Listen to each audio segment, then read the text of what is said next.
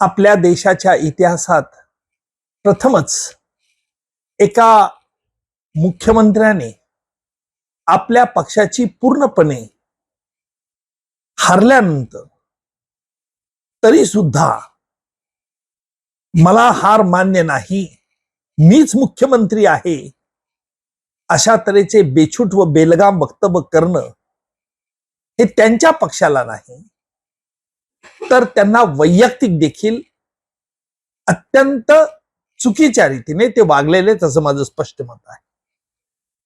पश्चिम बंगालच्या मुख्यमंत्री ममता दीदी हे सतत पश्चिम बंगालमध्ये 15 वर्ष त्यांचा पक्ष राज्य करत होता.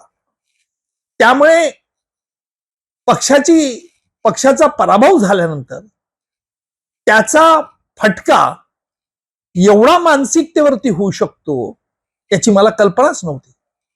कारण मी मुख्यमंत्र्याचा राजीनामा देणार नाही, मला पराभव मान्य नाही, ही वक्तव्य काय दर्शवतात? ही वक्तव्य आपल्या कार्यकर्त्यांना, तृणमूलच्या काँग्रेस कार्यकर्त्यांना भाजप पक्षाच्या विरुद्ध प्रोत्साहित करायचंय का? कायदा व सुव्यवस्था पश्चिम बंगालमधली बिघडायची आहे का? असे अनेक प्रश्न येतात.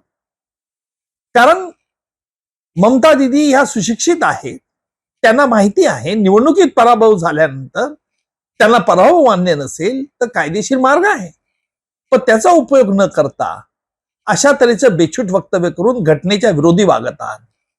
समजा ममता दीदीच्या शहाणपणात भर पडली नाही तर राज्यपालांना, पश्चिम बंगालच्या राज्यपालांना याच्यात हस्तक्षेप करावा लागेल, तृणमूल काँग्रेसचं सरकार बरखास्त करावं लागेल आणि जे नवीन निवडून आलेल्या भाजप पक्षाच्या आहे नेत्यांना त्यांना बोलावं लागेल आणि त्यांना सरकार स्थापनेविषयी आमंत्रण द्यावं लागेल. ही सरळ कायद्यामध्ये आपल्या तरतुदी, घटनेत तरतूद आहे. एबीपी माझा, उघडा डोळे बघा नीट.